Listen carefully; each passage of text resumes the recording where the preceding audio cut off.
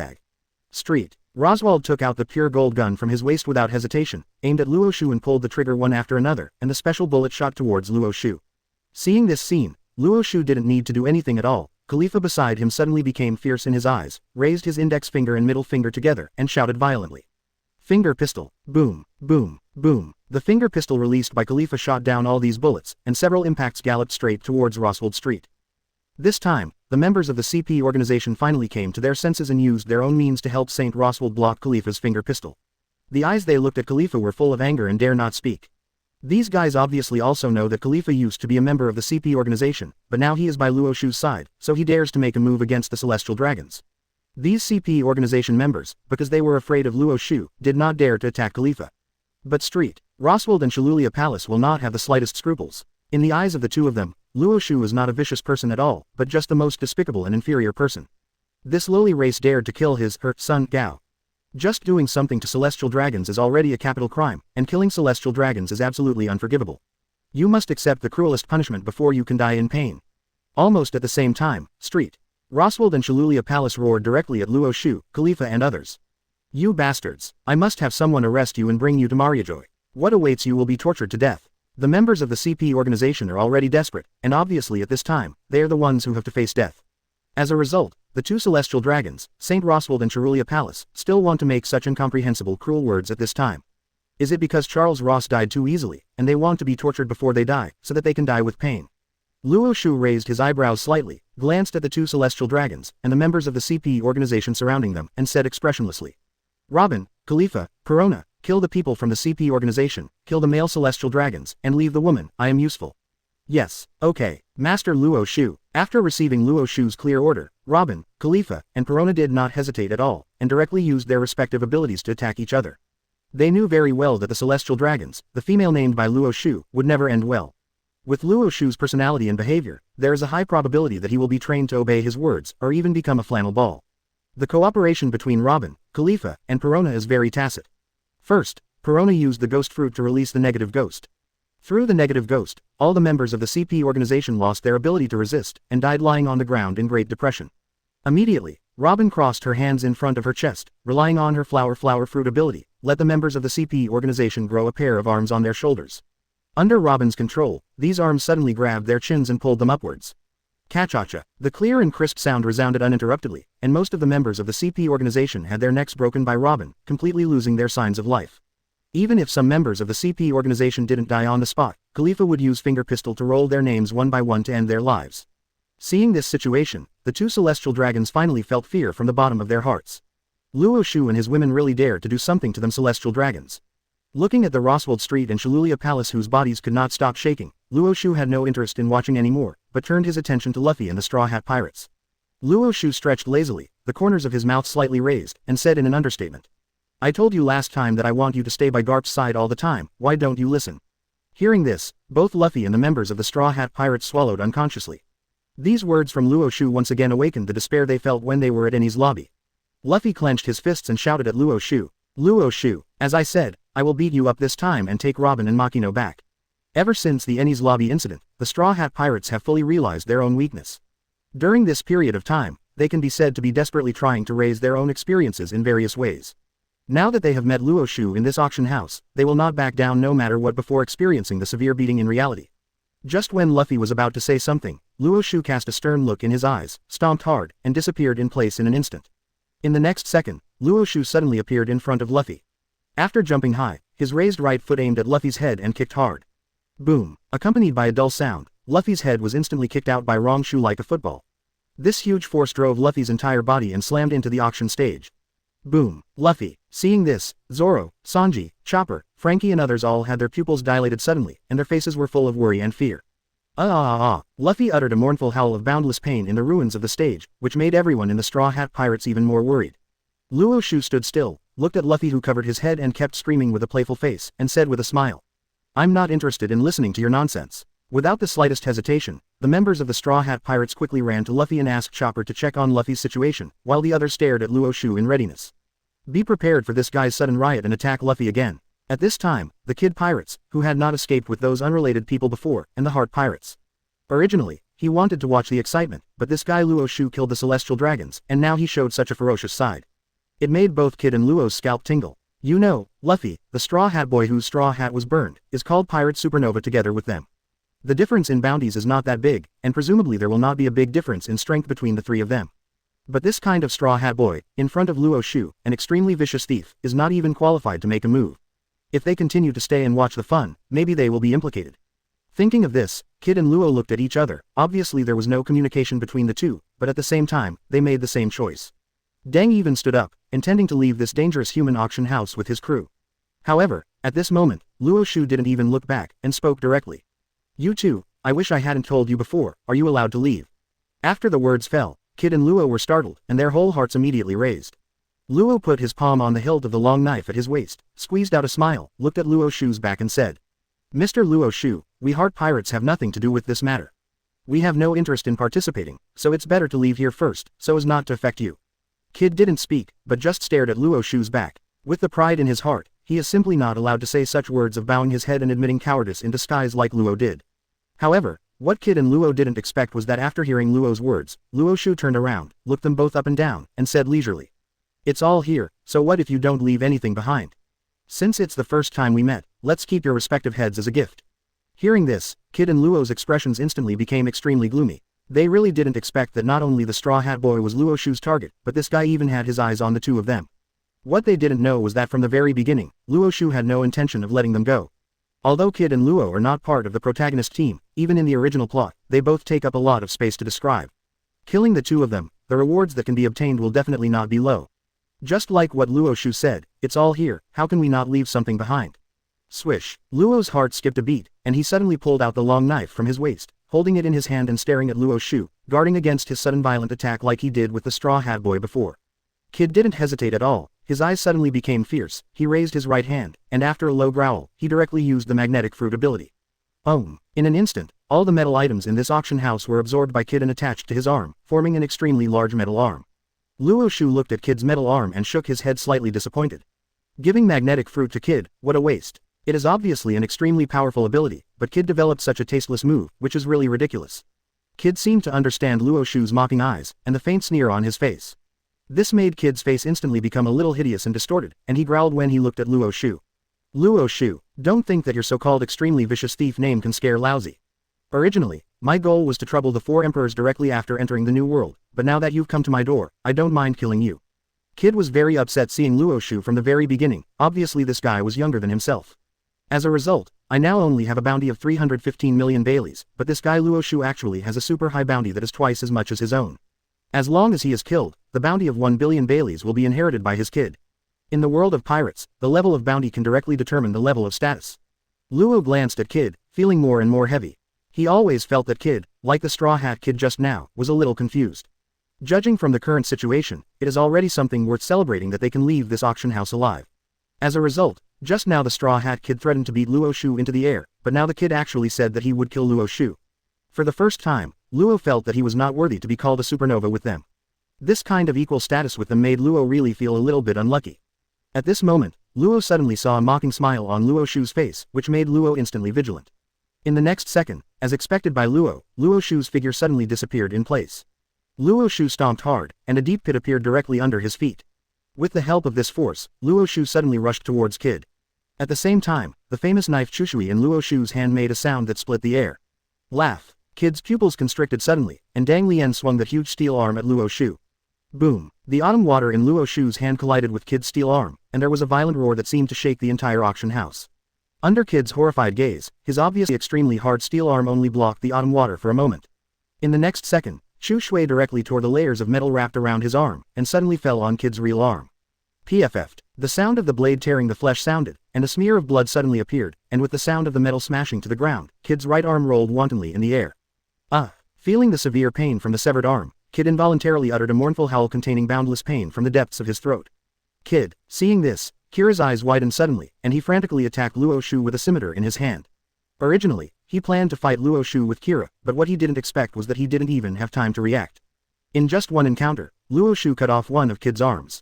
Kira no. After Kid saw Kira rushing towards Luo Xiu, he no longer cared about his broken arm, but yelled at Kira's back. However, in the next second, Luo Xiu waved the autumn water in his hand Good Wang Jiao and knocked Kira's two scimitars into the air with one blow. Cut down. PFF'd. With one stab, Kira's head was separated from his body in an instant, and hot scarlet blood shot out directly from the cut in his neck. Seeing this scene, Kid's face suddenly became extremely ferocious and distorted, and his head was directly dazzled by anger and hatred, making Kid roar and rush towards Luo Xiu regardless. Luo Xiu, I'm going to kill you. Facing the crazy Kid, Luo Xiu shouted without even the slightest change in his face. Chaos Golden Watchman. Under the action of the Time Fruit ability, Kid's footsteps stagnated instantly. This terrifying ability restraint made Kid wake up instantly, and his eyes were filled with fear. Under Kid's terrified gaze, Luo Xiu lightly put Chu Shui on his neck, stabbed him down, and this future one of the four emperors was instantly beheaded. After seeing Luo Xiu kill Kid and Kira with his hand raised, cold sweat appeared on his forehead instantly, and he took 2 steps back unconsciously. Seeing that Luo Xiu turned his gaze to himself, Luo didn't dare to be careless, and immediately raised his palm and shouted violently. Room. Looking at the room slaughterhouse that he used the Op Fruit ability to display, Luo was full of fear and anxiety. Hurry up, spread it for me. The veins on Luo's forehead popped out, his face became extremely ferocious and distorted, and he desperately wanted to expand the room to the maximum. As long as it spreads out, he will be able to replace himself with the crew and other objects and escape Luo Xiu's massacre here. However, in the next second, Luo Xiu raised his palm and grabbed it violently. Time stops. In an instant, Luo's room slaughterhouse suddenly stagnated, unable to spread any more. Luo Xiu stepped towards Luo, and under Luo Na's terrified ultimate gaze, raised the autumn water in his hand, pointed at Luo's heart and stabbed it suddenly. 053 The sisters broke up. Domineering. Aokiji plus Kizaru, solved Luo Xiu asked for the first order. Naval headquarters, inside the marshal's office. As the Marine Marshal, Sengoku has never been idle during this period of time, constantly arranging various matters of the naval headquarters, preparing for the war that will be brought in 7 days. Anyway, that guy Whitebeard has a reputation as the strongest man in the world. Although with the power that their Marine has now, it is not difficult to solve a Whitebeard pirate group. But the shock fruit ability that guy Whitebeard has, once he is dying, he will destroy it at all costs. Then the whole Marineford is likely to be sunk by Whitebeard. Sengoku really wants to take this opportunity to destroy the Whitebeard pirates directly, but he definitely doesn't want Marineford to be Whitebeard's funeral. However, at this moment, the phone bug in front of Sengoku suddenly made a sharp and harsh sound, which made Sengoku frown suddenly, and a bad premonition emerged in his heart.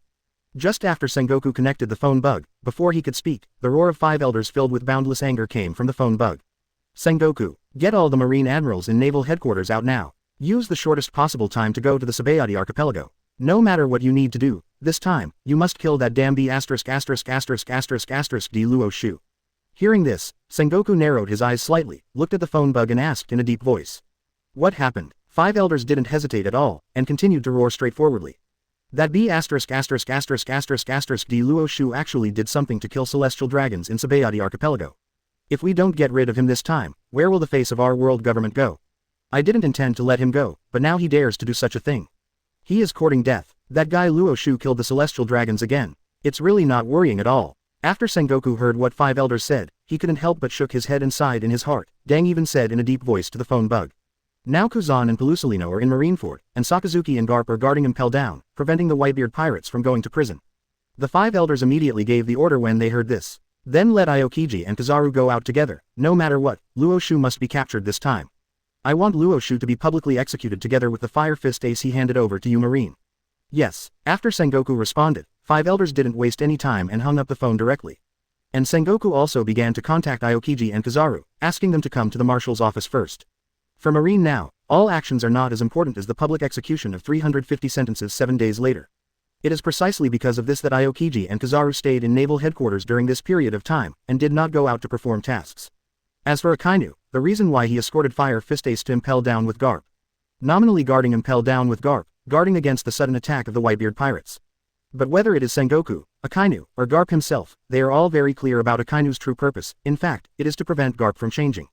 It's just that there's no way to explain this point clearly. After clarifying it, no one will lose face. Without making Sengoku wait long, Aokiji and Kizaru came to the marshal's office one after the other. Looking at the doubts on the faces of the two, Sengoku didn't waste any time, but said straightforwardly. The old man has already arranged a warship for you. You need to set off immediately and go to the Sabayati archipelago. According to the news that this old man got, that guy Luo Xiu is now in the Sabayati archipelago, killed the celestial dragons, and asked the 5 elders to personally order us to capture him in the Marine. Public execution with Fire Fist Ace. Hearing this, Aokiji and Kizaru looked at each other, realizing the seriousness of the incident. Originally, when Luo Xiu was in East Blue, he had already committed the act of killing celestial dragons and the king of the allied countries of the world government.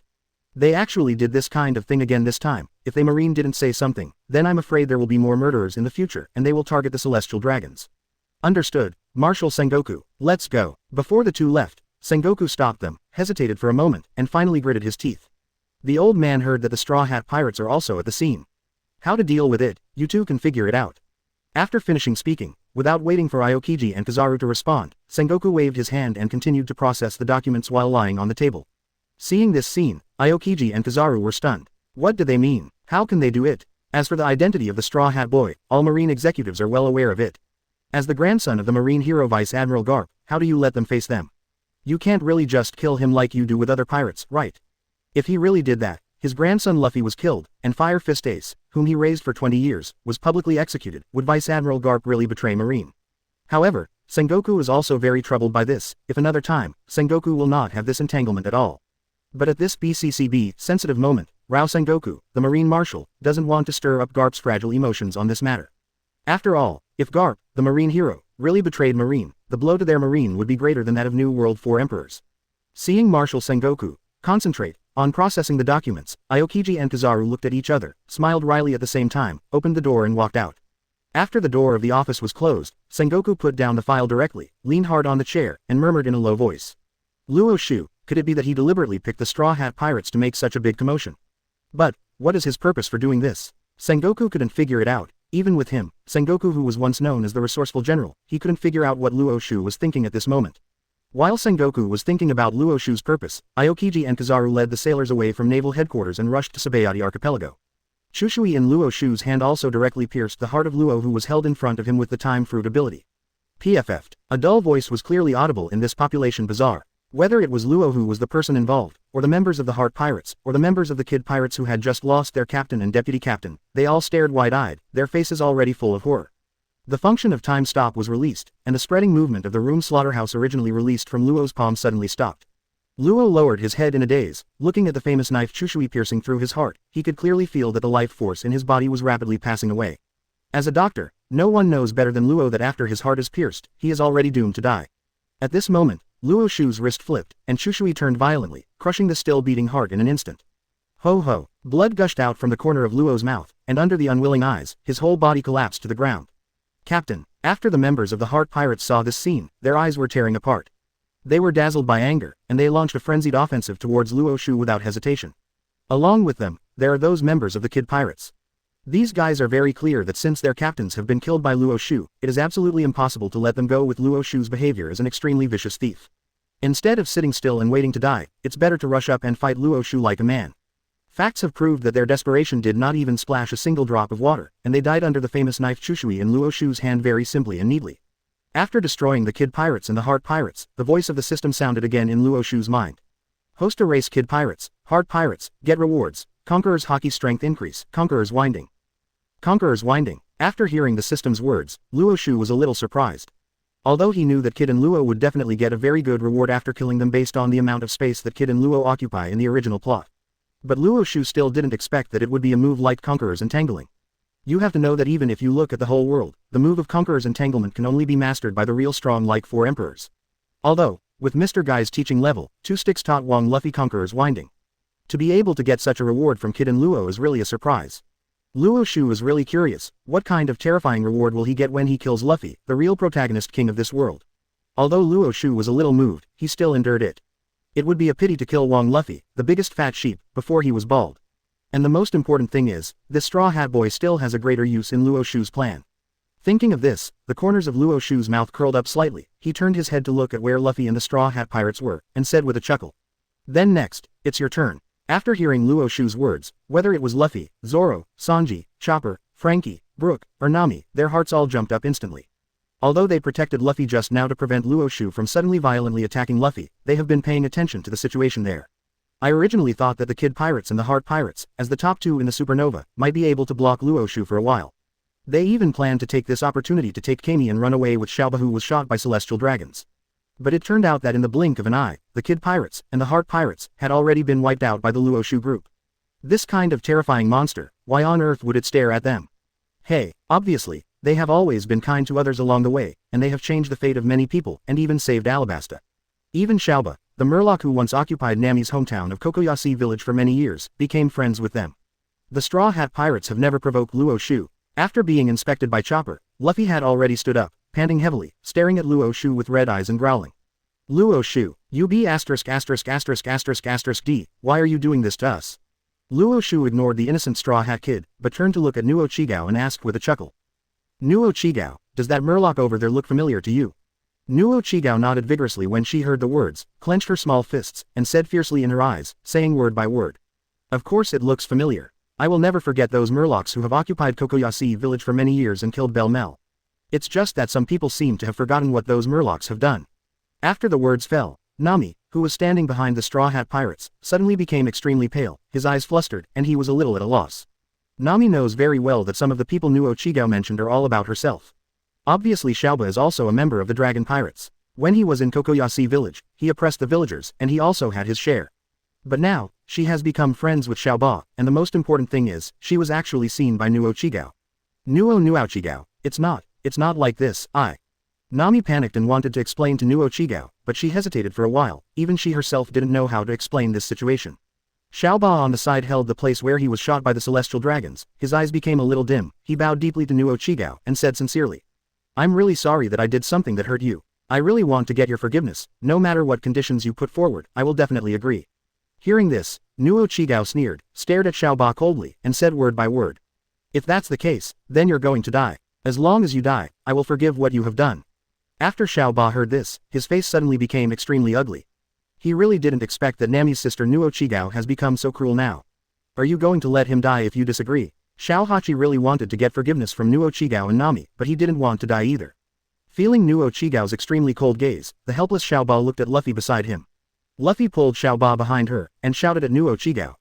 Xiao Ba has admitted his mistake. He is our friend now. I will never allow you to hurt Xiao Ba. After the words fell, the veins on Luo Xiu's white and smooth forehead burst out, and his delicate and beautiful face was instantly filled with anger and hatred. Luo Xiu took a deep breath, looked at Luffy and said firmly. I am really grateful to you for defeating the dragon pirates and saving Kokoyasi village. But it doesn't mean that I can let go of these bastards who hurt us in Belle Mel because of you. Luo Xiu, but the first one on Luo Shu's boat to become evil. At the very beginning, she asked Luo Xiu to help her, and killed the mouse colonel, and then shot the colonel mouse's head off with a single shot. In Luo Xiu's eyes, although Belle Mel was killed by the dragon, but whether it is Colonel Mouse or the other Murlocs of the dragon pirates, all of them are residents of the district who killed Belle Mel. Now that he has met the Murloc Hachi of the dragon pirates, of course Luo Xiu is unwilling to let him go. The most important thing is that Nami, who chooses to be friends with Hachi, in Luo Xiu's heart, is equivalent to betraying Belle Mel, forgetting that they are the murderers who killed Belle Mel. Thinking of this, Luo Xiu turned his gaze to Nami, stared at his sister coldly, and said word by word. Nami, from now on, you are no longer my sister, Belle Mel, and have nothing to do with you. You continue to be friends with the Murlocs who killed Belle Mel. I look forward to the day when even the dragons become your friends. Boom. Luo Xiu's words were like a bolt from the blue, causing Nami to lose all her strength and slumped on the ground. Nami's face was pale, and tears began to pour out of her eyes. While sobbing, she choked up and looked at Luo Xiu opposite. Resting his palms on his chest, he leaned forward and said repeatedly, full of apprehension and panic. Luo Xiu, no, sister, it's not like this, it's not like this. We're sisters, Belle Mel, moms to both of us. Luo Xiu looked at Nami with cold eyes and said coldly, I don't have a sister like you, Belle, and it is absolutely impossible to have a daughter like you.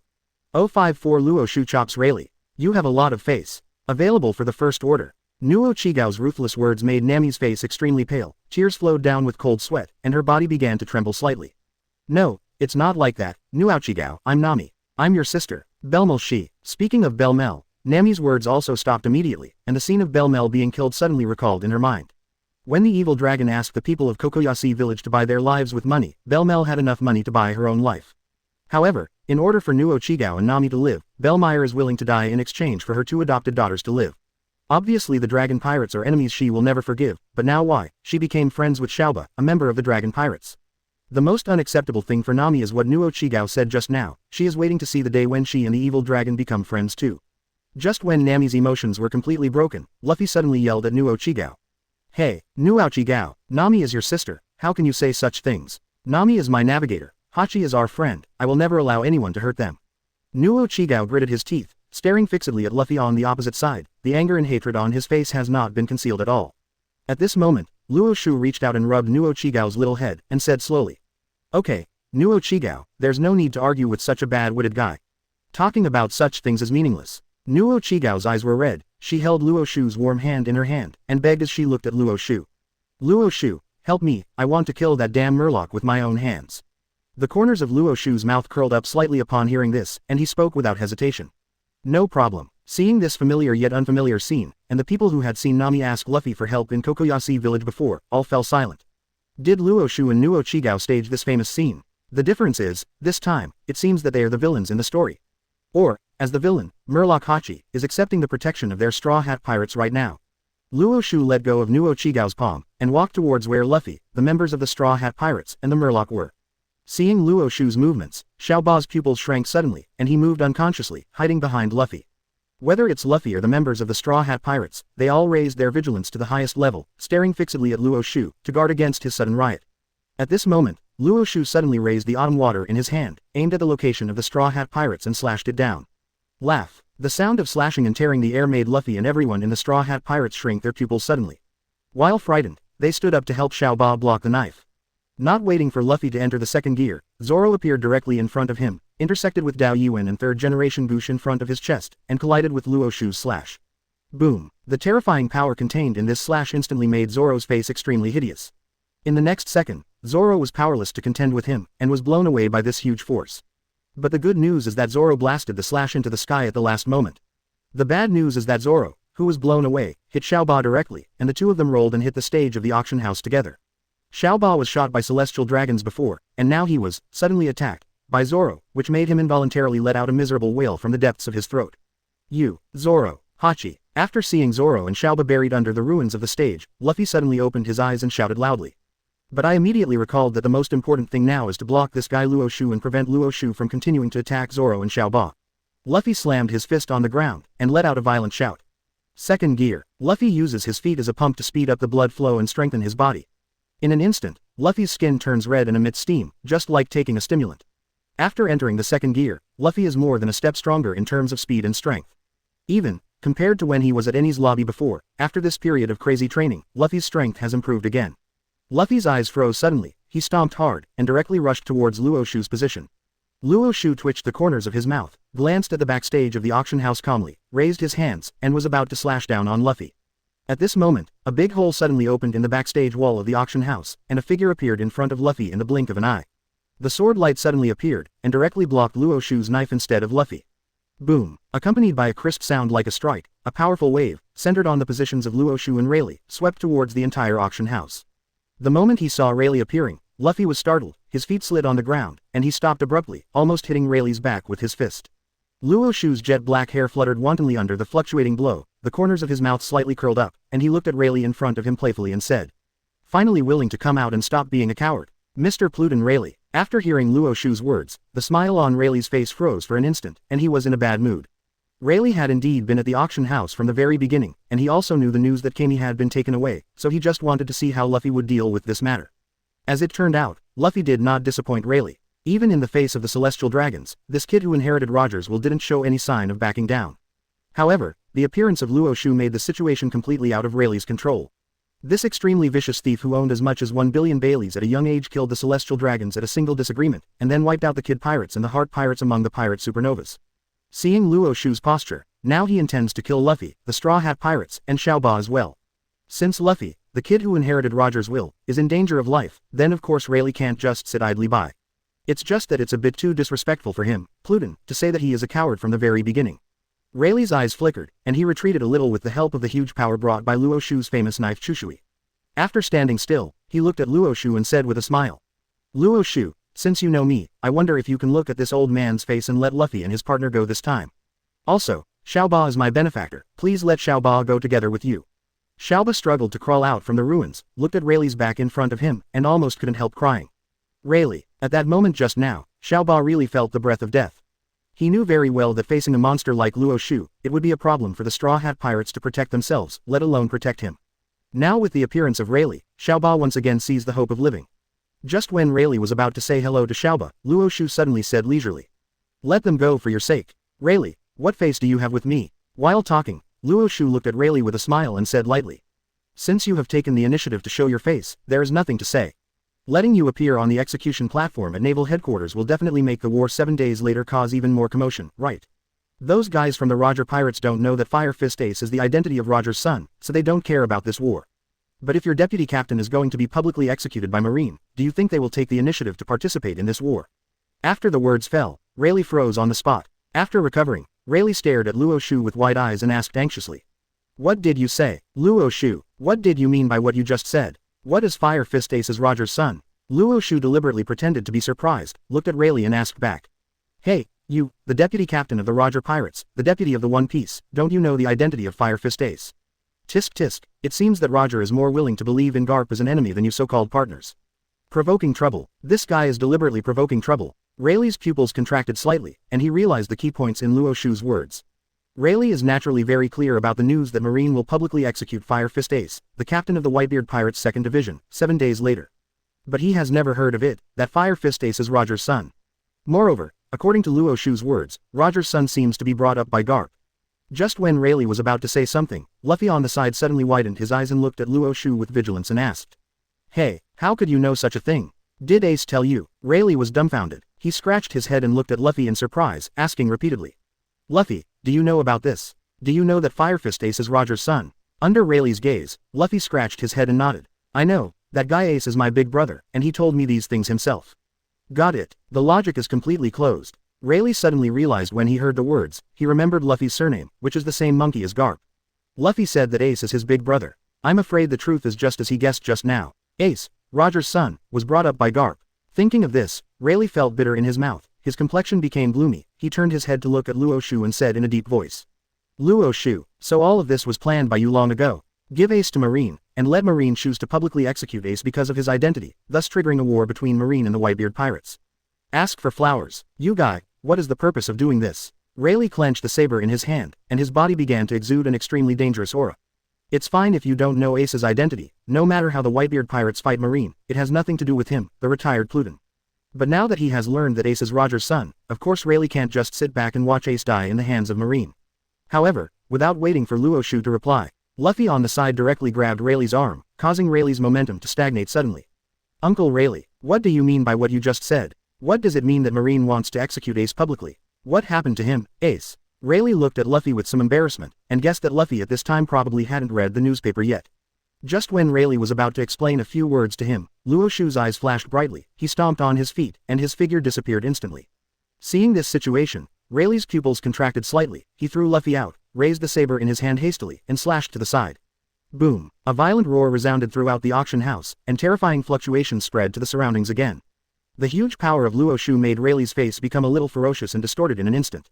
Rayleigh, who was in a hurry, didn't have time to explode with all his strength, he just persisted for a moment, and was directly blown away by Luo Xiu. Seeing Rayleigh rolling in the air, Luo Xiu's offensive did not end there, but he stepped on the moonwalk to pursue him, and directly started to beat the dog in the water by taking this opportunity. Rayleigh gritted his teeth to resist Luo Xiu's fierce attack, and couldn't help but growl. Luo Xiu, you d, you actually engaged in a sneak attack. Rayleigh really didn't expect that Luo Xiu would do such a thing. But if I think about it now, the reason why Luo Xiu pointed out Ace's identity just now was probably to distract him, and this kind of fatal flaw appeared. Facts have proved that Future's guess is indeed correct. This in itself was deliberately done by Luo Xiu to shake Rayleigh's mood. Facing Rayleigh's accusation of sneak attack, Luo Xiu kept slashing at the opponent with all his strength while taunting and provoking him deliberately. Rayleigh, you are so old, why are you still so brainless? Sneak attack on the outlet where all the words are said. Is it because you have retired for too long that you have already learned how to fight? Rayleigh's face turned red, and he didn't know how to answer Lu Shu's words. My family knows their own affairs. When they were in the Roger Pirates, what method did they not use when they were fighting with other people? Pirates are never described in a positive way. What surprised Rayleigh the most was that the battle between him and Luo Xiu fell into an absolute disadvantage from the very beginning. At this time, all Rayleigh can do is to resist Luo Xiu's crazy and fierce offensive with all his strength, and there is no chance of counterattack at all. Damn it, Luo Xiu, can't he remain undefeated against Garp only by relying on his terrifying time fruit ability? What's going on now? How can this guy be so powerful? Laugh. When Rayleigh felt a little bit afraid of this, there was a flaw in his defense after all, and Luo Xiu accurately seized the opportunity, directly leaving a deep wound on his waist. The scorching scarlet blood began to spurt out from the wound, and the severe pain constantly stimulated Rayleigh's brain. It's just that Rayleigh didn't care about other things at all at this time. The power displayed by Luo Xiu has completely exceeded his expectations. If this continues, I'm afraid it won't be long before this so-called Pluton will really be defeated by Luo Xiu. Thinking of this, Rayleigh desperately resisted Luo Xiu's famous knife Chushui, and shouted with a ferocious face. Luffy, hurry up and take your partner, Xiaoba and Kami and the others out of here. Don't worry about me, and don't talk nonsense. Leave now. Hearing this, Luffy, who was stunned by the news that Ace was about to be executed, suddenly woke up, and quickly followed Rayleigh's instructions to flee here with his friends, Xiaoba and Kami. Seeing this, Robin, Khalifa, and Perona stood in front of them. Just when Luffy stared at Robin with wide eyes and wanted to say something, Luo Xiu's voice suddenly sounded. Time stops. Luffy turned his head stiffly to check, and happened to see a scene that made him want to. Under the effect of time stop, Rayleigh was directly frozen, and could no longer make any actions. A stern look flashed in Luo Xiu's eyes, he raised the famous knife Chushui in his hand, aimed at Rayleigh's right arm holding the sword, and chopped it down. PFF'd. When the knife was cut down, Rayleigh's right arm was still holding the sword, but it was directly separated from the shoulder and rolled continuously in the air. Scarlet blood also began to spew out crazily from Rayleigh's severed arm. 055 Evil and Blackened Girl. Luo Xiu is a terrifying demon. Available for the first order. Host cuts off Rayleigh's right arm and gets a reward, Conqueror's Hockey Strength Boost. Uncle Rayleigh. After seeing Rayleigh's broken arm rolling in the air with his own eyes, Luffy's pupils dilated suddenly, and he couldn't care about anything else, and shouted at Rayleigh. After hearing Luffy's shout, the other members of the Straw Hat Pirates, Hachi and Kami also turned their eyes. Seeing that the restraint of time stop was lifted, Rayleigh held the neat incision on his severed arm in pain, and involuntarily uttered a mournful moan from the depths of his throat. Hot scarlet blood kept oozing from Rayleigh's fingers, and he couldn't stop the flow of blood at all. However, apart from the pain, Rayleigh's heart was full of fear, but also deep confusion and doubts. This fellow Luo Xiu could have taken advantage of that excellent opportunity to kill his own Pluten with a single blow. What is this guy trying to do? As if sensing the doubts in Rayleigh's heart, Luo Xiu glanced at Rayleigh's severed arm, and then said with a smile. I just said that if you were to appear on the execution platform at Naval Headquarters with Captain Roger's son, you wouldn't think I was joking with you, would you? After the words fell, Rayleigh's eyes widened suddenly, and his face instantly became extremely ugly. Just like what Luo Xiu said before, they, members of the Roger Pirates, did not know that Fire Fist Ace was the identity of Roger's son. No matter how lively the battle between the Whitebeard Pirates and Marine was, there was no way these guys would be involved. But if he, Pluten, is also publicly executed by Marine and Ace, then those members of the Roger Pirates who have disappeared for decades will definitely not miss this battle. Exclamation mark. Thinking of this, Rayleigh tightly grasped the neat incision on his right shoulder with his left hand, his face was gloomy, his eyes were cold and he stared at Luo, 127, and growled. Luo Xiu, D, what is the purpose of doing this? Is it any good for you to make things so big? Without batting an eyelid, Luo Xiu said straightforwardly. The bigger the scene, the better. What's the point of just having the Whitebeard Pirates and Marine? Obedient to these words, Rayleigh's complexion changed again, and he said to Luo Xiu in a deep voice. Luo Xiu, if you do this, it will cause huge turmoil in the whole world. Your behavior has involved too many forces. Before Rayleigh could finish speaking, Luo Xiu's eyes flashed brightly. With a tap of his toes, he jumped up high, and pointed his raised right foot at Rayleigh's head and slammed it. Boom. Even at the last moment, Rayleigh used his intact left hand to block in front of him, but he was still thrown away by the terrifying force on Luo Xiu's right foot. After rolling dozens of times in the air, it finally landed heavily on the ground, directly smashing a huge deep hole in the ground of the population auction house. The dust all over the sky covered Rayleigh's figure, but everyone present could clearly hear Rayleigh's painful cough coming from the dust cloud. Luo Xiu looked at Rayleigh, who was lying in the deep pit in a state of embarrassment, his face twisted together, and said playfully. I'm so tired of you guys, the kind of high-sounding words that come out of your mouth. Obviously I am a pirate, but in the end, I turned my head to persuade other people to be kind. Rayleigh, may I ask you how you have the nerve to say something like that? Lee didn't answer, but just covered his exploded head with his bare hands, moaning in pain continuously. After seeing this scene, Luffy and the Straw Hat Pirates were also desperate. The dignified One Piece's deputy, Silver Rayleigh known as Pluten, was defeated by Luo Xiu so easily. Is it really enough for them to escape this time? This time, Luffy's grandpa is not here. After looking around, Luffy said in a deep voice. Zoro, Sanji, Chopper, Frankie, Brook, Nami, everyone, separate and escape. We absolutely can't just be killed by this guy. After we leave, the French nuns will be assembled. After finishing speaking, Luffy intends to block Luo Xiu alone, even at the cost of his life, but also to buy enough time for his partners to escape. Luffy puts his fingers in his mouth and tries to use third gear, blowing his arms out of proportion. This is the move he comprehended on the way to Sabayati Archipelago after leaving the capital of Seven Waters. However, in the next second, Luo Xiu's magnetic voice suddenly sounded. Chaos Golden Watchman. Luffy just doubled his arm size, and under the effect of the Time Fruit ability, the speed of this expansion was suddenly slowed down dozens of times. Luo Xiu didn't waste any time either, he stomped hard, and his whole body instantly appeared above Luffy's head. The raised right foot aimed at Luffy's head and slammed it over. Boom. With one kick, Luffy's body directly smashed the backstage of the auction house into pieces, the whole person lost consciousness and passed out completely. Luffy. After seeing Luffy's tragic situation, all the members of the Straw Hat Pirates were shocked and angry, wishing to rush up and fight Luo Xiu on the spot. However, after thinking of Luo Xiu's incomparably terrifying power, they finally chose to rush to Luffy and surround Luffy for protection. I was afraid that Luo Xiu would kill Luffy while they were not paying attention. Only Nami. What Nuochigao said before, Nami has not recovered until now, and she is still sitting on the ground and staring at the indifferent Nuochigao. Without any hesitation, Luo Xiu directly said to Xiao Ba with a smile. Are you going to be slaughtered by Nuochigao yourself, or shall I send you to Nuochigao? Xiao Ba was desperate, he glanced at Rayleigh in the deep pit, and then at Luffy who was fainting, and after a long silence, he finally spoke with difficulty.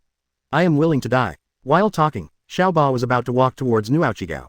However, after seeing Xiao Ba choose to die, the members of the Straw Hat Pirates were all angry. Xiao Ba, don't promise him. Zoro, Sanji, Chopper, Frankie, Brook, looked worriedly at the fainting Luffy, gritted their teeth, and rushed directly to Xiao Ba, trying to stop him from sending him to death. Tears welled up in Xiao Ba's eyes, and he cried and said to them. Zoro, Sanji, Chopper, Frankie, Brook, everyone, leave me alone. What happened at the beginning was our fault, and of course I have to pay for it. If you can be forgiven if you sacrifice your life, I am willing to die. Hachi's words moved Zoro, Sanji and others, but also strengthened their determination to protect Hachi. Even if Xiao Ba is surrounded, he is not allowed to take the initiative to die. However, after seeing this scene, a trace of impatience flashed in Luo Xiu's eyes, and he no longer had any interest in talking nonsense with these guys. Raise the famous knife Chushui in your hand, aim at their position and cut it down. Laugh. The slash that Luo Xiu swung straightly slammed into them, and the ground along the way was split inch by this slash that contained incomparably terrifying power. Seeing this situation, a trace of panic flashed in the eyes of Xiao Ba, who was surrounded by everyone. At this time, it is not right for him to hide, and it is even worse if he does not hide. Zoro clenched the two famous knives in his hands, gritted his teeth, and took the initiative to meet the slash. At the same time, Brook also held a staff knife and chose to resist with Zoro. Boom! There was a violent roar, and the terrifying power contained in this slash made Zoro's face turn red in an instant. Although Brook is just a skeleton, others can clearly distinguish his struggling appearance. Under this terrifying force, both of their bodies began to slide backwards uncontrollably. Just when the two were about to block the slash, Luo Xiu's eyes flashed fiercely, and his body disappeared instantly. In the next second, the famous knife Chushui in Luo Xiu's hand aimed at the two of them and fell down. Boom! Under their horrified gaze, Brook's skeleton shattered, and Zoro's chest was instantly opened with a big mouth. Scarlet blood shot out from it. The bodies of the two were directly blasted away by the power above Chushui. Seeing this scene, the surrounding Sanji, Chopper, and Frankie, after screaming, stood in front of Luo Xiu regardless, preventing this guy from chasing and killing Zoro and Brook. Luo Xiu was no longer interested in continuing to play with them, so he stabbed the nearest Frankie in the chest, piercing his chest directly. Holding the autumn water, he picked up Frankie and threw it at Sanji and Chopper. Boom! Accompanied by a dull sound, Sanji and Chopper were rolled backwards by the huge force wrapped in Frankie. Luo Xiu looked into his eyes, and Xiao Bahu's face was already full of fear, and said expressionlessly, "Now, is there any hope of surviving?" Luo Xiu was very clear, don't look at this guy who was willing to give his life for forgiveness one by one just now. The reason why he said that was just because he wanted the Straw Hat Pirates to do their best to protect him. Otherwise, when Nuo Chigao said that he wanted him to die at the beginning, why didn't he directly agree? Luo Xiu's blunt words made Xiao Ba's face instantly pale, his head drooped, and his body began to tremble slightly. Luo Xiu didn't waste any time, he waved at Nuo Chigao, and Nuo Chigao rushed over directly. Luo Xiu handed Chushui to Nuo Chigao's hand, and said with a smile, "Nuo Chigao, I think, if you want to kill your enemy, the most relieved thing is not to kill the enemy directly, but to let your enemy watch you die, but there is no way to save him. Let the other party feel the breath of death little by little, and then they will be worthy of what they did in Kokoyasi village, right?" Hearing this, Xiao Ba became even more frightened, but with Luo Xiu standing in front of him, he didn't even dare to make any unnecessary movements. And Luo Xiu's words were also approved by Nuo Chigao from the bottom of her heart. Nuo Chigao held Chushui tightly with both hands, his eyes had already turned red, filled with intense anger and hatred, and said with gritted teeth, "You're right, Luo Xiu. I thought before that when I shot the rat's head off, although it was very relieved at the time, it still made him die too fast. At that time, I still felt angry and hated for the oppression someone received, but now it seems that even she herself has forgotten what she went through in the first place. My sister is dead, and someone now has nothing to do with me." Nuo Chigao's last words made the other side. Nami's body trembled, his face became even paler, and tears kept pouring out of his eyes. Nami can clearly feel that Nuo Chigao has always been very kind to herself, but this time, she really doesn't treat her as a younger sister. Nuo Chigao felt the praise in Luo Xiu's eyes, and immediately he didn't hesitate anymore. His eyes suddenly became extremely fierce, raised the autumn water in his hand, and aimed at Xiao Bapi in front of him. Cut it down hard. PFF'd. Accompanied by the sound of blades tearing flesh, one arm after another fell to the ground one after another. Xiao Ba's wailing voice, which contained boundless pain, also resounded through the entire population auction house. Please, please kill me. Originally, Luo Xiu wanted to use the restraint of the time fruit ability to prevent the Murloc from even screaming. But after thinking about it carefully, it seems that Nuo Chigao, who has been completely corrupted and blackened, is more suitable for appreciating this kind of voice. Facts have proved that Lu Shu's understanding of Nuo Chigao is indeed deep enough. A gleam of joy flashed in Nuo Chigao's eyes, the corners of his mouth were slightly raised, and a sickly smile appeared on his face. "Are you so eager to die? When my dead sister was tortured psychologically by occupying and oppressing Kokoyasi village, killing Belle Mel, and dying, did you ever think that such a day would come?" Xiao Ba didn't answer, but directly limp on the ground, rolling on the ground, trying to relieve the pain in this way. After seeing this scene, whether it is the mermaid Kami in the transparent fish tank on the stage, Rayleigh struggling from the deep pit, or the members of the Straw Hat Pirates everyone shouted. Nuo Chigao's action of revenge was not affected in any way, instead, he raised the knife and kept piercing through Xiao Ba's body. After Xiao Ba gradually lost the strength to struggle and roll, the anger and hatred in Nuo Chigao's heart also gradually dissipated, and finally raised Chushui and beheaded him with one knife. PFF'd. Looking at the head rolling on the ground, instead of showing any fear, Luo Xiu murmured in a low voice. Bell-Mel, I will avenge you with my own hands. Hearing Luo Xiu mention Bell-Mel again, Nami's body curled up into a ball and began to tremble non-stop. Rayleigh struggled to stand up, stared at Luo Xiu with tearing eyes, and growled in a mournful tone. Luo Xiu, you are so cruel, you will definitely pay for it. You, absolutely nothing will end well. Hearing this 5.6, Luo Xiu twitched the corners of his mouth, looked at Rayleigh playfully, and asked back. As far as I know, the original Roger pirates, but just because someone scolded your partner, you wiped out the entire country of the other party. Such a thing is qualified to accuse me. Rayleigh was speechless by Luo Xiu's words and didn't know how to refute him. Luo Xiu pointed to the mermaid Kami who was still crying because of Xiaoba's death in the transparent fish tank on the stage, and said, Khalifa, take off the explosive collar around her neck and put it on for the Lord Celestial Dragons. Such a beautiful accessory, only the dignified world noble Celestial Dragons are worthy of it. Luo Xiu's words made Sha Lulia Palace, who was already extremely terrified, collapse to the ground. Her father and big brother were killed, and even the members of the CP organization who were in charge of protecting them were also killed. All died at the hands of Robin, Khalifa, and Perona. Although Sha Lulia Gong didn't know why Luo Xiu didn't let them kill her, but she didn't need to think about it, she knew that there was absolutely no way for her to end well. Facing Khalifa's humiliating behavior of wearing an explosive collar for herself, Sha Lulia Palace dare not resist in the slightest. After seeing the perfect jewelry on Sha Lulia's neck, Luo Xiu nodded in satisfaction, and smiled at Rayleigh and the Straw Hat group. You don't need me to do it now, do you? Honestly, bring your partners and go out with me. For Luo Xiu, these guys are obviously still handed over to Marine to create more value. To Luo Xiu's surprise, he just walked out of the population auction house with the girls, the Straw Hat Pirates, Rayleigh and others, and the two Marine Admirals, Aokiji and Kizaru, also. Just arrived here. Luo Xiu looked at Aokiji and Kizaru on the opposite side, waved his hands with a smile, and greeted warmly. Yo, we meet again, Pheasant Tianya. 056 Expose Luffy's identity. Shake the whole world. Available for the first order. Aokiji looked at Luo Xiu on the opposite side, pinched his brows helplessly, and couldn't help complaining. Luo Xiu, although I have known for a long time that you will never be stable forever, but you made a lot of noise this time, isn't it a bit too big? Luo Xiu sized up Aokiji, Kizaru, and the sailors who had completely surrounded the population auction house, and then nodded in agreement. From this point of view, it seems that the commotion this time is indeed a little bigger. It's really an honor to have two Marine Admirals dispatched at the same time. Aokiji nodded, looked at Luo Xiu and said slowly, So, what are you going to do this time? Would you choose to fight with nothing and go to naval headquarters with us, or continue to fight? Hearing this, Luo Xiu pointed to Rayleigh and the Straw Hat Pirates behind him, and said with a smile. Aokiji Admiral, let's stop seeing each other like this. I have prepared all the presents for you. Aokiji and Kizaru followed Luo Xiu's gaze and looked over. Robin, Khalifa, and the Vivi girls also turned their bodies sideways, revealing Rayleigh, the Straw Hat Pirates and others who were following them. Originally, Aokiji and Kizaru had no reaction when they saw the Straw Hat Pirates. After all, they knew from the beginning that the Straw Hat Pirates were also in this population auction house. Even when they realized that Luffy just passed out, and was not killed by Luo Xiu, Aokiji and Kizaru secretly breathed a sigh of relief. As long as it doesn't die, they really can't imagine what Vice Admiral Garp would be motivated to do if Straw Hat was dead. However, after seeing Rayleigh with a broken arm, face swollen by Luo Xiu, bloodstains and dust all over his body, the two Marine Admirals, Aokiji and Kizaru, were still on the spot. The pupils of Aokiji and Kizaru shrank suddenly, and a look of disbelief appeared on their faces. Wow, Luo Xiu, did you cut Rayleigh's arm off? Hearing the familiar yet unfamiliar, Ko wa ne ne, from Kizaru's mouth, Luo Xiu nodded with a smile. How about it? Did it save you Marines a lot of worry? When Rayleigh behind him heard Luo Xiu's words, his face became even more gloomy, and his left hand clenched into a fist, making cracking noises non-stop. Unfortunately, neither Luo Xiu, nor Aokiji and Kizaru on the opposite side took such Rayleigh seriously. After looking at Rayleigh, Aokiji nodded in agreement. It really saved our Marine a lot of worry. While Aokiji was delighted by this, the surrounding residents of Sabayati Archipelago who were watching, as well as the reporters who swarmed in as if smelling the smell of blood, began to frantically press the shutter. Rayleigh, who had lost his arm, was filmed. Luo Xiu looked at the reporters in the distance, the corners of his mouth slightly curled up, and a gleam flashed in his eyes. Before coming to this population auction house, Luo Xiu used a special method to contact the News King, one of the 6 kings of the Dark World, Morgans.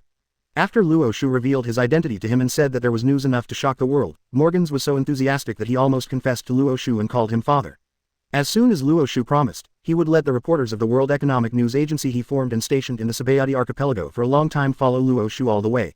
In this way, we can ensure that we can get the news that is enough to cause a sensation in the world in Luo Xiu's mouth at the first time, so that the newspaper produced by the World Economic News Agency will be highly sought after by the whole world. If it's just a Pluton Rayleigh, it's obviously not worthy of what Luo Xiu said, it can make the whole world a sensation. The weird smile on Luo Xiu's face made Aokiji, who had dealt with him last time, feel uneasy. Just when Aokiji was about to say something, Luo Xiu fainted, and Luffy, who was being carried on the back by the less injured Sanji at this time, spoke with a smile. It's not just Rayleigh the Pluton. Perhaps you don't know that this Straw Hat Kid is the son of the leader of the Revolutionary Army who was recognized by the world government as the most vicious criminal. Pluton Rayleigh, together with the son of the leader of the Revolutionary Army, this big gift surely shouldn't disappoint you Marines. After the voice fell, the entire area of the population auction house fell into an extremely strange atmosphere of silence. In the next second, countless flashing lights started to light up, and the reporters around, as if they were going crazy, started to shoot wildly at the Straw Hat Kid Luffy who was being carried by Sanji. After Aokiji and Kizaru experienced the initial shock, they felt the reporters who were frantically taking photos, and they finally reacted. Of course they knew that Luffy was Drago's son, and even Luo Xiu knew they knew it. What Luo Xiu said was not meant for the two of them at all. These words are to be made known to the whole world through the reporters around. After thinking about this, at almost the same time, Aokiji and Kizaru were a little anxious, and gave orders to the surrounding sailors. Let those reporters hand over the pictures. No, arrest all the reporters present. Yes, Aokiji Admiral, Kizaru Admiral. Although Aokiji and Kizaru don't know, how did Luo Xiu get this news? Obviously, only the real Marine executives know this most secret thing. But they also understand that once the relationship between Vice Admiral Garp, Drago, and the Straw Hat Boy is exposed, it will have an indescribable and terrifying impact on their Marines. The dignified Marine hero actually raised a son of the leader of the Revolutionary Army and a grandson of a pirate supernova. Once this kind of thing gets out, I am afraid that not only Vice Admiral Garp, but even the entire Marine will no longer gain the trust and support of the public. Even though the order had been issued for the sailors to arrest the journalists present, Aokiji and Kizaru still felt something was wrong. Aokiji took a deep look at Luo Xiu, then turned his head to Kizaru and said in a deep voice. Poor Salino, leave this to me, go talk to those sailors, and arrest all those reporters. I was wondering why so many reporters gathered here, even if they heard the news that Luo Xiu killed the celestial dragons, there shouldn't be so many people so soon. Looking at it now, I'm afraid this guy Luo Xiu has already planned it. The wretched and light smile on Kizaru's face has also disappeared, replaced by a dignified and fearful look towards Luo Xiu. What Aokiji said before is indeed true, the threat that Luo Xiu can bring may be greater than that of the New World 4 emperors. Just when Kizaru turned around and wanted to go to assist the sailors in arresting the reporter on the scene, Luo Xiu who was opposite suddenly said playfully. Aokiji Admiral, Kizaru Admiral, it's no fun if you do this. Aokiji's eyes changed, and he looked at Luo Xiu and said slowly. Luo Xiu, no matter where you heard these things, but let's stop here. Luo Xiu spread his hands and pretended to be helpless. Of course, didn't you realize that I didn't go on? You two should be very clear, if I continue to talk, those things will really make a sensation in the whole world, right? Let those reporters go, and I'll stop there. Hearing this, the faces of Aokiji and Kizaru suddenly became extremely ugly. They looked at each other, and they could see the seriousness and entanglement on each other's faces. They were right in guessing. This guy Luo Xiu already knows all about the relationship between Vice Admiral Garp, Drago, and Luffy. Moreover, Luo Xiu's meaning is already very obvious, if those reporters are not allowed to leave, this guy will make everything clear. Aokiji and Kizaru were silent for a while, and finally said to the sailors in a deep voice. Everyone present will be expelled, and no irrelevant personnel will be allowed to stay in this area. Yes, Aokiji Admiral. As the words fell, the corners of Luo Xiu's mouth curled up slightly, and a satisfied smile appeared on his face. What Aokiji and Kizaru don't know is that Luo Xiu never intended to reveal all of Luffy's relationship now. Instead of spreading this news here in the Sabayati archipelago, it would be better to tell the news that is enough to make the whole world boil in front of the people all over the world during the Summit War. In that case, even if Marine wanted to cover up this matter, it would be impossible to do so no matter what. At that time, Luo Xiu didn't mind at all to explain to the deceived people all over the world how Garp, Vice Admiral's Marine hero, got his name. Also, how did the One Piece Roger, who was captured by Garp himself, choose to surrender himself, as Marine announced back then. What's more, the Ohara incident, the Kokoyashi village incident, and even Luo Xiu's previous experience, can I share it with you? Thinking about it this way, Marine seems to have more black material than expected. Tisk, it really is a worse world. Luo Xiu has really begun to look forward to, when he tells these things one by one in the Summit War, what will the world look like? Aokiji and Kizaru didn't know what Luo Xiu was thinking, but they could clearly feel that Luo Xiu's eyes suddenly became dangerous. It seems that this guy is brewing an extremely terrifying plan in his heart. At this moment, the sailors who came here with them this time have also expelled all the residents of Sabayati Archipelago, as well as the reporters. Seeing this situation, Aokiji and Kizaru breathed a sigh of relief almost at the same time, then looked at Luo Xiu and spoke slowly. Luo Xiu, don't you think that after you said those words just now, your situation will only become more dangerous? Shall we be more determined to arrest you? Luo Xiu said exaggeratedly when he heard the words. Catch me. No, Aokiji Admiral, Kizaru Admiral. I've already given you two such big gifts, are you still planning to let me go? Kizaru regained the wretched and light smile on his face, looked at Luo Xiu with a smile and shook his head. Luo Xiu, the more you behave like this, the more we can't let you go. Luo Xiu smacked his lips and said with a chuckle, since this is the case, there is nothing to waste time. As far as I know, even if you look at the whole world, no one can defeat the combination of 2 marine admirals. I have always been very curious about this rumor. Then let me verify whether this is true or not. While speaking, Luo Xiu directly pulled out the famous knife Chushui from his waist. Aokiji and Kizaru could clearly notice that after Luo Xiu held the saber, it seemed that his whole person's aura had undergone a huge change. Aokiji looked a little confused, looked at Luo Xiu and asked in puzzlement. Luo Xiu, you guys can still. With a knife. Also, where did you get this knife from? I didn't see your knife when I handed over the Fire Fist Ace last time. Everyone in Aokiji is stupid. Luo Xiu's aura at this time is obviously a great swordsman with extremely high sword skills. But the last time he met Luo Xiu, let alone using swordsmanship, Luo Xiu didn't even have a saber. He fought hockey and himself with his fists. What's going on now? Could it be that, just like when he was at Enies lobby, Luo Xiu relied on his time fruit ability to fight against Vice Admiral Garp undefeated? As a result, within a few days, when fighting against himself, even if he didn't use the time fruit ability, he was able to achieve that although he was at a disadvantage, he would not lose. Could it be that at that time Luo Xiu hadn't shown his true strength yet? Is this guy hiding so deeply? Facing Aokiji's question, Luo Xiu didn't answer, but with a flash of light in his eyes, he smiled lightly. There are so many things you don't know. As soon as the words fell, Luo Xiu stepped on his feet suddenly, and a deep pit appeared directly under his feet. With this power, Luo Xiu held the famous sword Chushui and galloped towards where Aokiji and Kizaru were. Aokiji and Kizaru did not hesitate at all. Aokiji let out a breath of cold air, and an ice blade appeared in his hand directly. Kizaru on the side was not to be outdone. With a touch of both hands, bright yellow light of 980 colors lit up, and the Amakongan sword condensed by the ability of sparkling fruit was held tightly by the yellow monkey. The two of them didn't have the awareness of Marine Admiral at all, and they didn't intend to fight Luo Xiu alone. The two of them had already discussed on the way here, no matter what this time, they must successfully capture Luo Xiu to naval headquarters. Otherwise, if Luo Xiu is allowed to go on like this, it is completely impossible to imagine how terrifying this dangerous guy Luo Xiu will make next time. It is precisely because of this that Aokiji and Kizaru teamed up to fight Luo Xiu's attack immediately. Boom! Chushui in Luo Xiu's hand collided with Aokiji's ice blade and Kizaru's Amakongan sword, and the violent roar resounded through the sky in an instant. An extremely terrifying wave, centered on the location of the three of them, quickly swept away in all directions. The nearby ground was lifted inch by this terrifying wave. Sand, gravel and soil were flying in all directions, and even the trees that were closer were directly uprooted. Those sailors who originally wanted to help, after feeling the intensity of the aftermath of the battle, did not need orders from Aokiji and Kizaru at all, and immediately retreated. I'm afraid that if you accidentally get involved in it, this level of battle, even if it is just the aftermath of the battle, is simply beyond their reach. The most shocking thing is not these sailors who can only be forced to oblige, but the two Marine Admirals Aokiji and Kizaru. Feeling the terrifying power coming from the ice blade Amazon Cloud sword in their hands, both Aokiji and Kizaru were filled with horror and shock. You know, when he came to Sabayati Archipelago, Kizaru asked Aokiji again, and confirmed Luo Xiu's strength with Aokiji again. When he learned that Aokiji could gain the upper hand when neither Luo Xiu nor Aokiji used the Devil Fruit ability, Kizaru was completely relieved. After all, they all know very well that although Luo Xiu's time fruit ability is extremely powerful, it also has its own limitations. That is, as long as the strength is strong enough, it can break free from the shackles of the time fruit ability in a very short period of time. The two of them, Marine Admiral, teamed up to deal with Luo Xiu, and it's still not a problem. But what's going on now? How could Luo Xiu's power be so strong? Is this stepping horse what Aokiji said, under the premise of not using the ability of Devil Fruit, is it not as good as his Luo Xiu? Kizaru almost spit out a mouthful of old blood, originally thought that coming to Sabayati Archipelago this time could be regarded as a relaxation. Why did he suddenly become like this now? Even Kizaru reacted like this, let alone Aokiji who just played against Luo Xiu.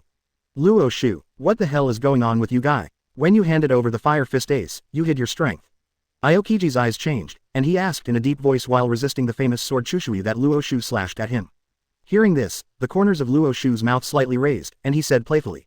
You guess. 057 Blackmail the world government. Aokiji Kizaru people are stupid. Available for the first order. It's this sentence again. It's this sentence again. With Aokiji's calm state of mind, after hearing Luo Xiu say the word, guess, again, his forehead was instantly covered with black lines. Aokiji, who has dealt with Luo Xiu, knows Luo Xiu better than other marine executives. I know that apart from his reckless mentality, this guy also likes to play tricks on his opponents. No matter when he was in Enies lobby, when facing the Straw Hat Pirates and Vice Admiral Garp, or when dealing with Fire Fist Ace, or even himself, he showed this. What makes Aokiji most dignified is that no matter it is the Enies lobby incident or after the handover of Fire Fist Ace, the next time he sees Luo Xiu, he can always show a much stronger Luong than the last time. Even Aokiji couldn't figure out whether Luo Xiu had hidden his strength before, or whether his strength had improved so much in such a short period of time.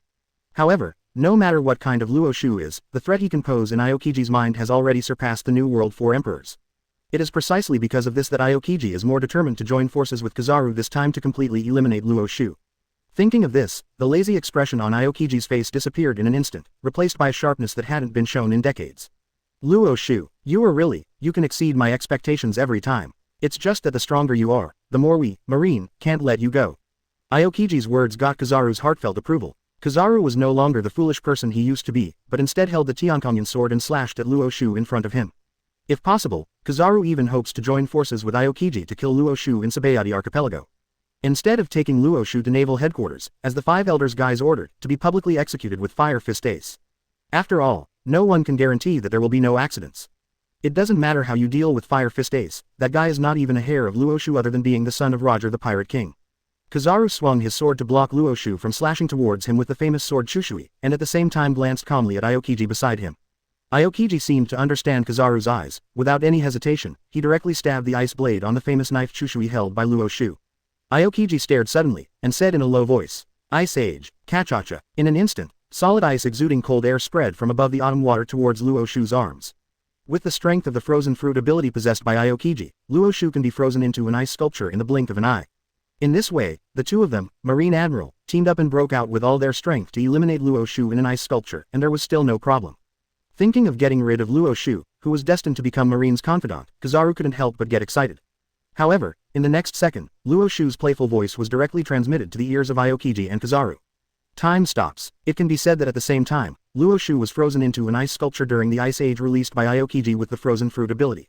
Unfortunately, Luo Xiu didn't give Aokiji and Kizaru a chance to attack him at all, and directly used Time Stop. When he was frozen into an ice sculpture, the two Marine Admirals, Aokiji and Kizaru, were also held in place by Luo Xiu on the spot. Aokiji wants to use the Ice Age to freeze himself into an ice sculpture. Luo Xiu has already seen it in the foreseeable future of observation hockey. At the last moment of being caught, Aokiji and Kizaru looked at each other.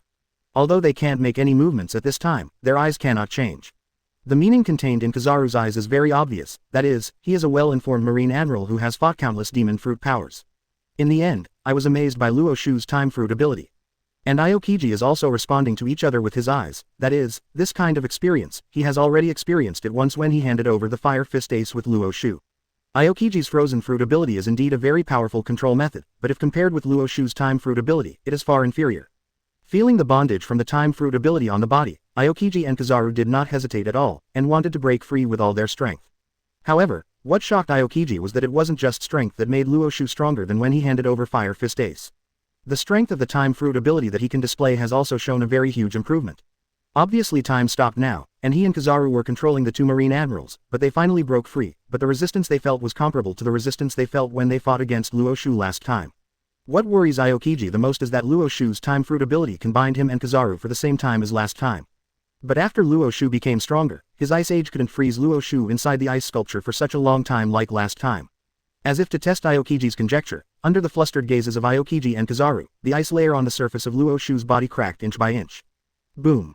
In an instant, this Ice Age, which can permanently seal objects, was completely shattered by Luo Xiu.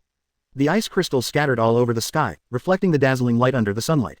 After Luo Xiu broke free from this Ice Age, without the slightest hesitation, a stern look flashed in his eyes. He raised the famous knife Chushui in his hand, pointed at Aokiji and Kizaru in front of him, and slashed down. Seeing this scene, the pupils of Aokiji and Kizaru shrank suddenly, desperately trying to break free from the shackles of time stop blessing on them.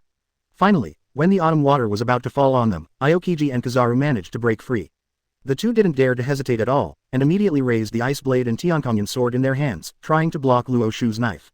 Unfortunately, the block was indeed blocked, but under the impact of the huge power contained above the autumn water in a hurry, Aokiji and Kizaru's bodies were directly blasted out. Quote exclamation mark quote. After slashing Aokiji and Kizaru with one knife, Luo Xiu's offensive did not end there. Instead, he took this opportunity to launch an even more crazy and fierce offensive against the two Marine Admirals. Boom, boom, boom. The continuous roar kept ringing, and the hearts of the sailors present became very heavy. They really didn't expect that Aokiji Admiral and Kizaru Admiral teamed up to deal with Luo Xiu, not only failed to defeat Luo Xiu directly. He was even slashed by Luo Xiu in turn. However, in a battle of this level, let alone participating in it to help, they can't stand too close, so as not to be accidentally affected and lose their lives directly. Under the watchful eyes of these sailors, Luo Xiu, Aokiji, and Kizaru broke out at the same time. Chushui in Luo Xiu's hand, Aokiji's ice blade, and Kizaru's Amakongan sword crashed into each other. Terrifying forces collided, causing the bodies of the three to slide backwards at the same time. After standing firm, Aokiji and Kizaru looked at each other, and they could clearly see the extremely serious expression in each other's eyes. Luo Xiu's time fruit ability is simply too terrifying. You must know that in their top-level battles, even a moment of distraction may determine the final outcome. Not to mention Luo Xiu's terrifying ability that can directly stop the flow of time on the target. Aokiji clenched the ice blade in his hand, fixed his eyes on Luo Xiu opposite, and said slowly. Luo Xiu, even though our marine has raised the importance of you as much as possible, but now it seems that we still underestimate you after all.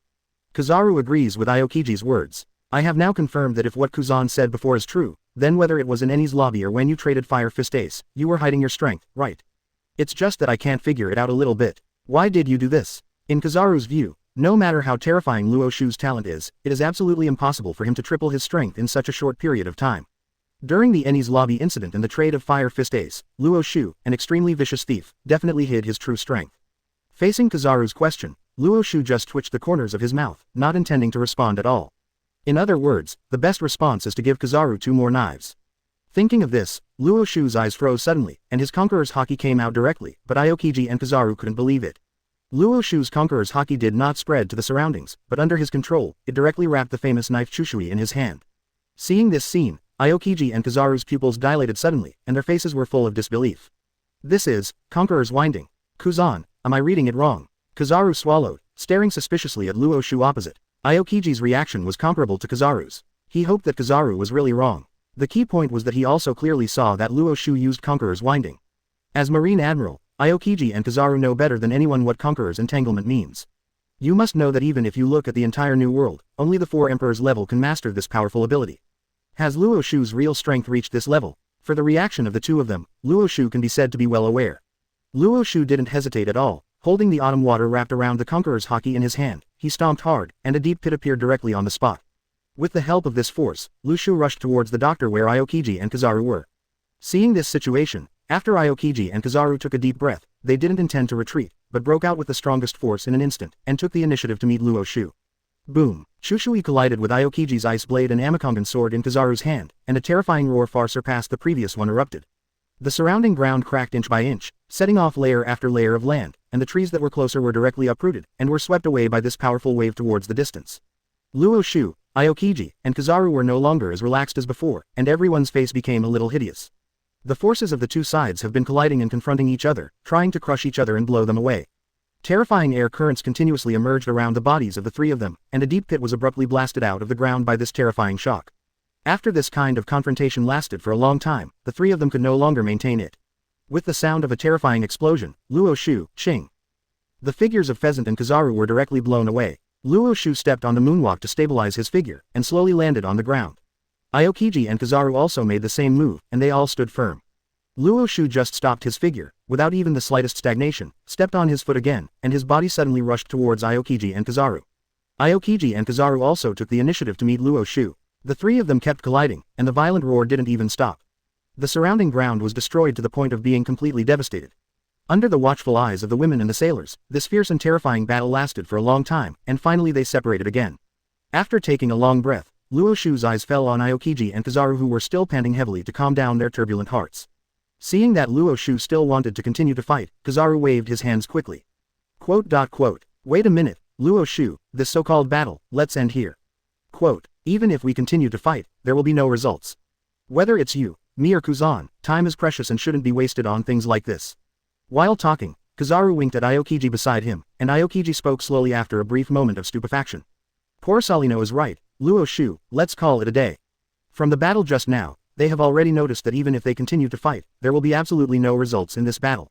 Luo Xiu's strength has completely exceeded their expectations. Even facing the combination of two marine admirals at the same time, Lu Shu did not fall into the slightest disadvantage. Especially Luo Xiu's time fruit ability has almost reached the point where Aokiji and Kizaru were hard to guard against. If the two of them ended up fighting with Luo Xiu, the battle with the Whitebeard pirates in naval headquarters 7 days later would not be easy to say. If you really want to deal with Luo Xiu, I'm afraid you can only wait until the Whitebeard pirates are dealt with, and Marine and Admiral can do it together. Luo Xiu raised his brows when he heard the words, looked at Aokiji and Kizaru, Nuo Dahao on the opposite side with a playful face, and said with a smile.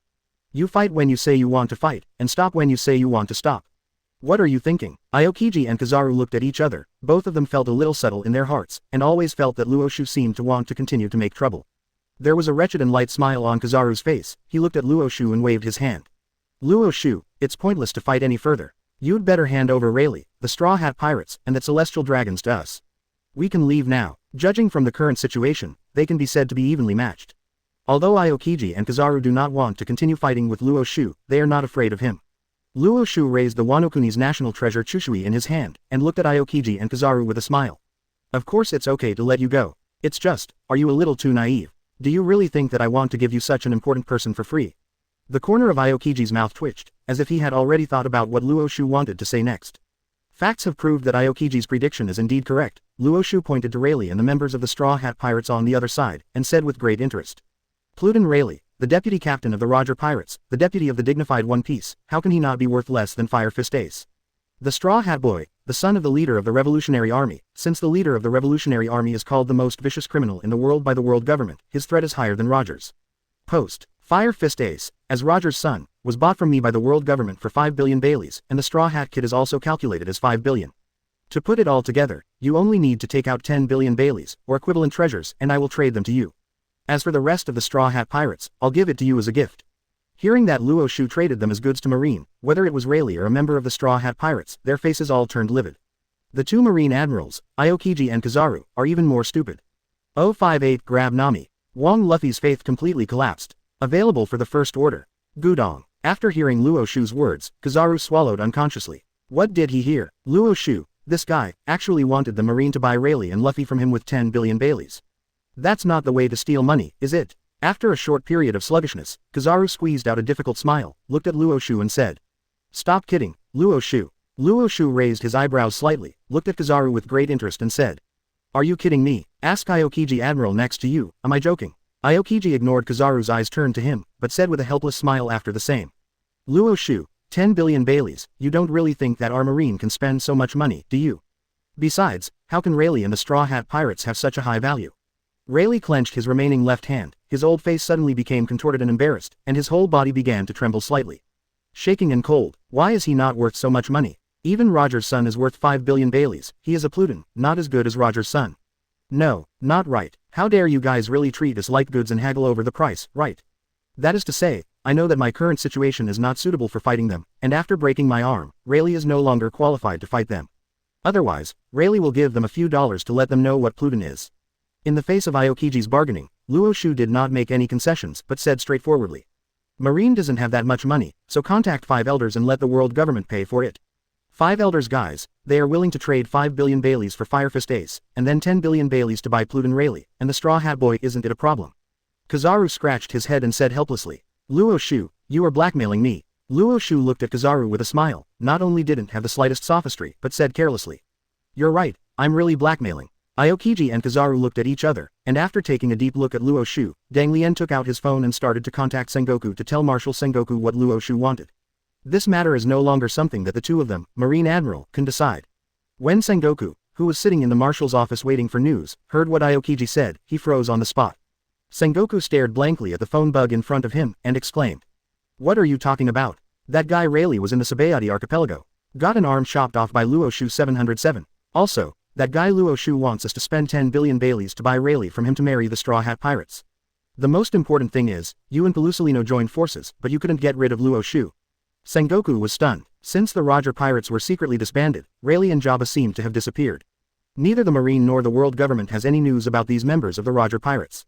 But now what? That guy Rayleigh, in the Sabayati archipelago. What makes Sengoku most unacceptable is that, according to Aokiji, that fellow Luo Xiu already has the power to face 2 Marine admirals at the same time. Just like Kizaru before him, Sengoku immediately decided that Luo Xiu had hidden his strength before, and only now has he truly revealed his full power. However, Sengoku suddenly recalled the information he had received back then. Luo Xiu, some time ago, was just a common man from East Blue, and the whole village was slaughtered by a group of pirates. Even, he was taught a lesson by a sea soldier from a branch of East Blue. Thinking of this, Sengoku was completely confused, not knowing what kind of terrifying secret was hidden in Luo Xiu's body. But now is obviously not the time to worry about these things. Sengoku didn't waste any time, and said directly to the phone bug in front of him. Kuzan, you and Pelusolino are staying there for the time being. The old man will contact 5 elders now. How to deal with this matter? Let 5 elders have a headache. After finishing speaking, Sengoku hung up the phone directly and started to contact 5 elders.